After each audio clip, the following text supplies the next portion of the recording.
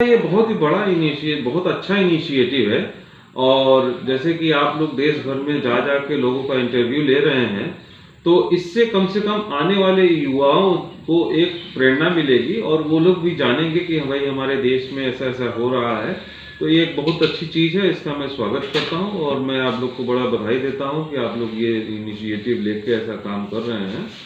तो इसका भी बड़ा हमें स्मार्ट में अगर हम करते हैं तो हमारा जो कॉस्ट पड़ेगा पर स्क्वायर मीटर जो हमारे एक्सपोर्टर्स को मिलेगा लगभग 2,000 रुपये पर स्क्वायर मीटर मिलेगा। अब वही मार्च में ये मेला होने जा रहा है दिल्ली में, वहाँ पे शुरुआत में ही लगभग 7,000 रुपये मीटर मांगा जा रहा है जीएसटी के साथ। तो 2,000 रुपये और 7,000 रुपये बहुत 3 गुने का फर्क है।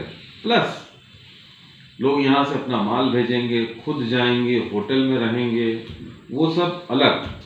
और फायदा क्या है? कुछ नहीं फायदा है, नुकसान ही है। कस्टमर कम से कम इस 2 साल के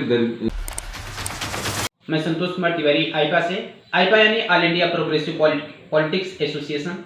यह एक ऐसा मंच है जहां पर प्रगतिशील राजनीति, सामाजिक मुद्दे और उन सरोकार पे बात करते हैं जो वास्तव में आज एक चर्चा का विषय है। और हम इसके माध्यम से उन लोगों से बात करते हैं जो समाज में एक अलग पहचान रखे हैं, एक उनके माध्यम से लोग सीखते हैं। तो इसी क्रम में आज हम भदोही जनपद, जैसे कि भदोही जनपद के बारे में बता दें कि भदोही जनपद को पूरे विश्व में कालीन नगरी के नाम से जाना जाता है और भदोही की जो कालीन है वास्तव में विश्व में एक अलग छाप रखती है। तो आज हमारे साथ जो भदोही जनपद के मुख्य व्यवसायी संजय कुमार गुप्ता जी हैं, जिनसे हम बात करेंगे। इनकी पढ़ाई की अगर बात की जाए तो कैम्ब्रिज यूनिवर्सिटी से इन्होंने पढ़ाई करी, एमबीए करी है और उसके बाद ये बिजनेस में 2002 से लगे हुए हैं। और इसके अलावा इन्होंने अपने कालीन में इनको चाइना में पुरस्कार मिला, जर्मनी में पुरस्कार मिला, भारत सरकार और केंद्र सरकार ने भी इनको कई पुरस्कार से नवाजा है। और इस समय ये एक संगठन है जिसके सदस्य भी हैं। तो आइए हम इनसे बात करते हैं कि गुप्ता जी से कि वास्तव में जो आज कालीन की स्थिति है इसको लेकर के आप क्या सोचते हैं, इसको बेहतरी के लिए क्या किया जा सकता है। गुप्ता जी, आपका स्वागत है आईपा में। जी धन्यवाद। देखिए, कालीन की जो इस समय कालीन इंडस्ट्री की जो स्थिति है बड़ी ही दयनीय है। इस समय जो हमें अनुदान मिलता था सरकार की तरफ से, चाहे वो फ्रेट सब्सिडी हो, चाहे ड्रॉबैक का मैटर हो, रोड टेप का मैटर हो, सब जगह हमें निराशा ही मिला है। और सरकार की तरफ से इस समय फिलहाल जो हमें सुविधाएं मिलती थी फिलहाल अभी नहीं मिल रही है, जिसका हम लोग बराबर सरकार से लेने के लिए प्रयास कर रहे हैं और उम्मीद है कि हम लोग को इसमें सफलता मिलेगी।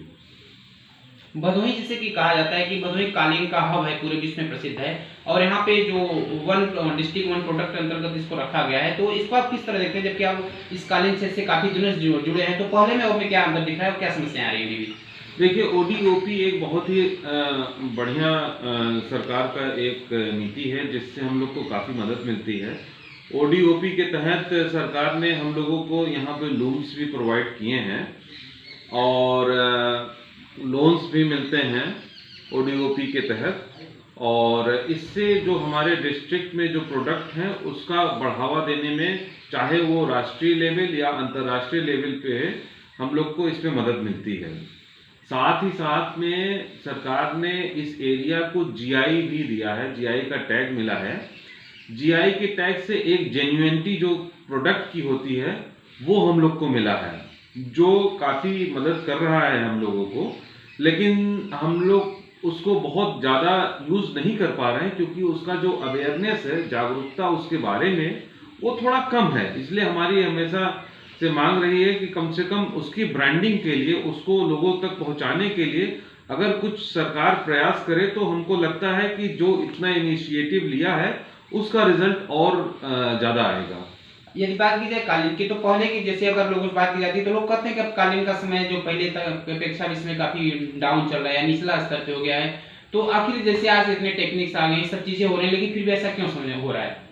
देखिए, इसके लिए तो बहुत ज़्यादा कहना मुनासिब नहीं होगा, लेकिन अभी 2018 में हमारा एक एग्जीबिशन हुआ था जिसका लोकार्पण प्रधानमंत्री जी ने किया था, मोदी जी ने किया था। और उस समय उन्होंने हम लोगों को ये लक्ष्य दिया था कि जो हमारा टर्नओवर 10,000 करोड़ था उसको 2024 तक हम उसको 20,000 करोड़ कर दें, मतलब डबल कर दें। और चूंकि हमारे प्रधानमंत्री जो बहुत दूरदर्शी हैं और हमेशा जो कहते हैं वो करते हैं, उसके एक ही 2 हफ्ते बाद उन्होंने हम लोग को एक बहुत ही बड़ा सौगात दिया। हमारी भदोही नगरी को उन्होंने कारपेट ऑफ एक्सपोर्ट एक्सीलेंस के तमगे से नवाजा, जिसमें काफ़ी सुविधाएं हम लोग को है। और हम समझते हैं कि उनका ये प्रयास रहा और इसी के प्रयास के तहत जो इंडस्ट्री में एक और रौनक आई और हमारा जो 10,000 करोड़ टर्नओवर था, आज के डेट में लगभग 13,000 करोड़ टर्नओवर है। चूंकि अभी कोविड आ गया है और थोड़े इसमें दुविधाएं हैं, थोड़ा सा समस्याएं हैं, कुछ रॉ मटेरियल महंगे हो गए हैं, कुछ शिपिंग में समस्याएं आ रही हैं, कंटेनर्स इंटरनेशनल मार्केट में नहीं मिल रहे हैं। इस वजह से थोड़ा अगर कह सकते हैं तो लगाम लगा है। अदरवाइज उनके जो दूरदर्शी विचार हैं वो हम लोग को यहाँ दिखाई दे रहे हैं और हमको लगता है कि इसके साथ हम उनके जो दिए हुए लक्ष्य को प्राप्त करेंगे 2024 तक। सरकार जैसे ओडीओपी को लॉन्च करी है लगभग हर जनपदों में अलग अलग प्रोडक्ट के लिए, तो इसके लॉन्च होने के पहले और लॉन्च होने के बाद किस तरह के अंतर देखने को आपको मिल रहा है? ठीक है, लॉन्च होने के पहले जैसे लूम्स हम लोग को वीवर्स को फ्री में मिला है, पहले नहीं होता था। और लोन्स मिलते हैं जिसमें कुछ सब्सिडाइज्ड इंटरेस्ट होते हैं, पहले नहीं मिलते थे। तो ये जो सुविधाएं मिली हैं तो उससे तो फायदा ही है इंडस्ट्री को। और हमको लगता है कि अगर इसी तरीके से जो हमारा एक बहुत बड़ा मुद्दा है रोड टैप का, उस पर अगर सरकार ध्यान दे तो हमको लगता है मोदी जी के लक्ष्य को हम लोग और इजीली अचीव कर पाएंगे। एक सवाल और आता है, जैसे कि भदोही को जाना जाता है कालीन के हब के रूप में, या कालीन का प्रोडक्ट यहाँ सबसे ज़्यादा होता है, लेकिन फिर भी जैसे कि यहाँ जो मेला लगता है या फेयर लगता है तो कहीं अन्यत्र लगता है, तो क्या भदोही में भी अगर उसको उसी बृहद रूप में रखा जाए तो क्या बढ़िया नहीं रहेगा? देखिए, मेला तो जनरली वहीं लगना चाहिए जहाँ पे इंडस्ट्री होती है, जहाँ पे क्लस्टर होता है। इससे क्या होता है, देखिए 2 चीज़ें होती है। एक तो कस्टमर भी सोचता है कि भाई ये हम एकदम गढ़ में जा रहे हैं, यहाँ पे हमको जेन्युइन प्रोडक्ट मिलेगा। तो मेला तो हमको तो लगता है यहीं पे होना चाहिए। जो दूसरे शहरों में करते हैं, दिल्ली वगैरह में ये काउंसिल के लोग कुछ हैं मिलके वहाँ पे ऑर्गेनाइज कर रहे हैं। अभी भी जो मार्च में होने वाला है वो वहाँ करने चाहते हैं, जिसके लिए हमने चिट्ठी भी लिखा है सरकार को कि मेला यहाँ पे होना चाहिए। दूसरी चीज़ जो बहुत महत्वपूर्ण बात है, अगर हम बाहर जाते हैं, दिल्ली लगाते हैं मेला, तो हमारा कॉस्ट जो है वो लगभग 5 से 6 गुना बढ़ जाता है।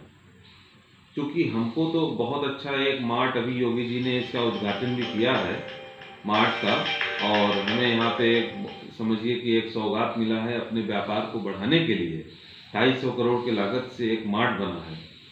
तो इस मार्ट में अगर हम करते हैं तो हमारा जो कॉस्ट पड़ेगा पर स्क्वायर मीटर, जो हमारे एक्सपोर्टर्स को मिलेगा, लगभग 2,000 रुपये पर स्क्वायर मीटर मिलेगा। अब वही मार्च में ये मेला होने जा रहा है दिल्ली में, वहाँ पे शुरुआत में ही लगभग 7,000 रुपये मीटर मांगा जा रहा है जीएसटी के साथ। तो 2,000 रुपये और 7,000 रुपये बहुत 3 गुने का फर्क है। प्लस लोग यहाँ से अपना माल भेजेंगे, खुद जाएंगे, होटल में रहेंगे, वो सब अलग। और फायदा क्या है? कुछ नहीं फायदा है, नुकसान ही है। कस्टमर कम से कम इस 2 साल के बाद आ रहा है यहाँ पे, तो अगर हमारे यहाँ आएगा, भदोही आएगा, तो कम से कम यहाँ पे वो फैक्ट्रीज को भी विजिट कर पाएगा। दिल्ली आएगा तो वहाँ से वहीं से वापस चला जाएगा। इसलिए हम लोगों को चाहिए कि मेला तो हमें यहीं पे लगाना चाहिए और जो मार्ट मिला है उसको इस्तेमाल करना चाहिए। तो यहाँ कालीन के लेकर के जो लोग काम कर रहे हैं, कालीन के हित के लिए जो संगठन बने हैं, तो फिर वो लोग इस पर क्यों नहीं चर्चा कर रहे हैं, क्यों नहीं मुद्दा उठा रहे हैं? देखिए, संगठन मुद्दा उठा रही है, संगठन के लोग ही कुछ देखिए 2 संगठन हैं यहाँ पे, एक तो एकमा है, दूसरा कारपेट एक्सपोर्ट प्रमोशन काउंसिल है। तो मेला जो ऑर्गेनाइज करती है वो कारपेट एक्सपोर्ट प्रमोशन काउंसिल है। तो उसमें जो भी सदस्य हैं, जो भी चेयरमैन है, वही डिसाइड करते हैं कि कहाँ पे होना चाहिए। अब उन्होंने अपने विवेक से वहाँ पे डिसाइड किया है, हमको तो समझ में नहीं आता है। ये तो फिलहाल सवाल तो आपको उनसे ही करना उचित रहेगा। जैसे अगर ये कहा जाए कि जैसे उसमें जो मेंबर्स हैं, जो सदस्य, क्या उनकी बातों को भी लोग अनसुना करते हैं और नहीं सुनी जाती है, या उनकी संख्या अधिक इसकी वजह से ऐसा कुछ होता है? नहीं, उनकी बातों को क्यों नहीं सुना जाएगा, वो उनके हाथ में पूरा है। अगर वो चाहे भदोही में करना चाहे तो भदोही में कर सकते हैं, वो चाहे तो दिल्ली में करना चाहे दिल्ली में कर सकते हैं, वो चाहे जहाँ करना चाहे वो कर सकते हैं, सरकार से पैसा उनको मिलता है। अब उनको ये देखना है कि कहाँ पे हम अपने कॉस्ट को बचा सकते हैं। अगर हम वहाँ पे लगाते हैं तो हमको 3-3.5 करोड़ रुपए एक्स्ट्रा देना पड़ेगा, वो कहाँ से जाएगा? इंडस्ट्री का जाएगा ना। तो अगर इंडस्ट्री से हम 3.5 करोड़ निकाल देंगे तो हमारी जो पूंजी है, कैपिटल है, हमारा कैपिटल कम होगा। इस वजह से हम चाहते हैं कि हमारी पूंजी जो है वो बनी रहे और हम अपने जो हमारा रनिंग कैपिटल है वो बना रहे। हमको मार्केटिंग के लिए जो अतिरिक्त खर्चा पड़ रहा है वो न पड़े। और वो कैसे न पड़े? जब हम अपने घर में, भदोही में, अपने मार्ट में लगाएंगे, 6,000 का 7,000 का जो वहाँ पड़ता है वो यहाँ 2,000 का पड़ेगा। इस वजह से हमारा ये मानना है कि यहाँ पे लगना चाहिए और हमको लगता है कि आप लोग के माध्यम से उन लोगों तक भी ये बात जानी चाहिए कि मेला का आयोजन यहीं पे होना चाहिए। यदि यहाँ पे परफॉर्मेंस की बात की जाए तो आपका परफॉर्मेंस बहुत ही बेहतर रहा है, कई बार आप अंतर्राष्ट्रीय पुरस्कारों से भी सम्मानित किए जा चुके हैं। तो आखिर वो कौन सी रणनीति थी, वो कौन सा काम रहा जो आपको इतना बेहतर परफॉर्मेंस किया, और जो इस क्षेत्र में आना चाह रहे हैं उनके लिए आप कैसे बताएंगे वो बेहतर कर पाए? देखिए, ये एक बहुत ही महत्वपूर्ण प्रश्न है। हमारे ख्याल से ये इंडस्ट्री के लिए भी एक महत्वपूर्ण प्रश्न है कि कैसे हम अपने प्रोडक्ट को बेहतर बनाएं, इंटरनेशनल मार्केट में हम कैसे अपने आप को दूसरों से अलग करें। तो देखिए, उसके लिए क्या होता है कि हम अगर अपने प्रोडक्ट को ऐसा बनाते हैं जो दूसरों से हटके है या तो कुछ नया है, तभी कस्टमर हमारे प्रति आकर्षित होगा। अगर हम ऐसा नहीं करते हैं कुछ और जो चल रहा है वैसा ही करते हैं तो हमको नहीं लगता कि आप एक एक्स्ट्रा वो, भाई काम तो सभी का चलेगा, लेकिन अगर आपको एक एक्स्ट्रा वो करना है then you have to do according to the time, और अगर टाइम से आगे भी कर सकते हैं तो वो और आपके लिए अच्छा है। एक बात यहाँ और आती है कि आप MBA किए हैं कैम्ब्रिज यूनिवर्सिटी से और यहाँ अपने गृह जनपद में ही रहकर अपना व्यवसाय कर रहे हैं, तो उन युवाओं के लिए आपका क्या मैसेज होगा कि जो सोचते हैं कि हम विदेश में कुछ डिग्री लेकर के विदेश में रहना पसंद करेंगे अपने, तो आप उसके लिए क्या करेंगे? देखिए, ऐसा है कि विदेश में रहना कोई बहुत बड़ी बात नहीं है। विदेश में जो रहन सहन है वहाँ का दूसरा है, यहाँ का दूसरा है। अब डिपेंड करता है किसको कौन सा पसंद है। वहाँ का खराब नहीं है, यहाँ का अच्छा नहीं, या तो यहाँ का खराब नहीं वहाँ का अच्छा है, ऐसा हम कुछ नहीं कह सकते हैं। लेकिन सब जगह का अपना अलग है और हम तो यहाँ पे इसलिए हैं, हम तो लगभग 10 साल तक विदेश में रहे ही हैं, पढ़ाई भी हमने सारी वहीं से की है, काम भी किया है वहाँ पे, और हमको लगा कि हम यहाँ पे अगर रहेंगे तो हम अपने व्यापार को बढ़ाएंगे। अब अगर हम अपने व्यापार को यहाँ से और ज़्यादा बढ़ाएंगे तो हमारे क्षेत्र में हमारे अपने लोगों को व्यवसाय मिलेगा, और जो गांव में है, रूरल एरिया में है, पहाड़ियों में है, इधर लालगंज के आगे आप देखें पहाड़ियाँ वहाँ पे रोजगार नहीं है, तो अगर हमारा व्यापार बढ़ता है, हम यहाँ पे रहते हैं, जो कि हुआ है, और उससे लोगों को यहाँ पे जो जॉब मिला है, जो उनकी जीविकाएं और अच्छी बनी है, हमको उससे प्रसन्नता होती है और हमको खुशी होती है। इसलिए हम यहाँ पे ही रहना चाहते हैं और आगे भी यहीं रहेंगे, और एक तरीके से ये अपने मातृभूमि की सेवा भी है, और एक जो हम लोग का वहाँ से जो हमने ज्ञान अर्जित किया है उसको हम अपने देश को समर्पित कर रहे हैं। इसमें खुशी जो होती है वो इजहार करना बड़ा मुश्किल है शब्दों में। जैसे अगर ये बात की जाए कि यहाँ की जो कालीन है इसके बेहतरी के लिए आपका कम लाइन में एक बड़ा मैसेज क्या होगा?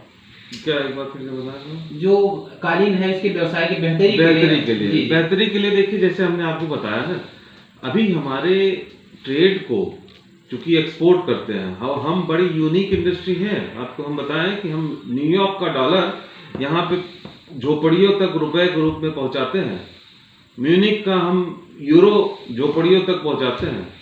तो हम बड़े यूनिक इंडस्ट्री हैं। हम जो प्रोडक्ट भी बनाते हैं उसमें 60% हमारा लेबर खर्चा होता है, 40% मटेरियल होता है। तो इसलिए हम फॉरेन करेंसी भी लाते हैं, लेबर एक्सपोर्ट करते हैं, इसलिए सरकार को हम लोग की तरफ ध्यान देना चाहिए। और जो हमारे जो सुविधाएं थे, भले आप नया मत दीजिए, कम से कम जो हमें ड्रॉबैक मिलता था, जो हमें लाइसेंस मिलता था, जो हमारे फ्रेट सब्सिडी थी, जो हमारे एग्जीबिशन सब्सिडीज थी, उसको हमें कम से कम दोबारा वही बहाल कर दें। तो हमको लगता है कि मोदी जी ने जो हम लोग को टारगेट दिया था अपना टर्नओवर डबल करने का 2024 तक, वो भी हम लोग कर लेंगे। जी गुप्ता जी, आप क्या कहेंगे हमारे मंच के बारे में कि जो आप लोगों की राय ले रही है, इसके बारे में क्या आपका विचार? मुझको लगता है ये बहुत ही बड़ा बहुत अच्छा इनिशिएटिव है। और जैसे कि आप लोग देश भर में जा जा के लोगों का इंटरव्यू ले रहे हैं, तो इससे कम से कम आने वाले युवाओं को एक प्रेरणा मिलेगी और वो लोग भी जानेंगे कि भाई हमारे देश में ऐसा ऐसा हो रहा है। तो ये एक बहुत अच्छी चीज़ है, इसका मैं स्वागत करता हूँ और मैं आप लोग को बड़ा बधाई देता हूँ कि आप लोग ये इनिशिएटिव लेके ऐसा काम कर रहे हैं। तो इसका भी बड़ा मैं यह हमारे साथ भदोही जनपद के प्रमुख कालीन व्यवसायी संजय गुप्ता जी थे, जिन्होंने अपनी बेबाक राय रखी और जो भी समस्याएं कालीन को लेकर इन्होंने कही, और उन्होंने सरकार से मांग भी की कि जो भी इनको या कालीन व्यवसाय से जुड़ी समस्याएं हैं, इस पर भी सरकार ध्यान दे। आपका संजय गुप्ता जी बहुत बहुत धन्यवाद जो आपने आईपैक समय निकाला। आभार आपका।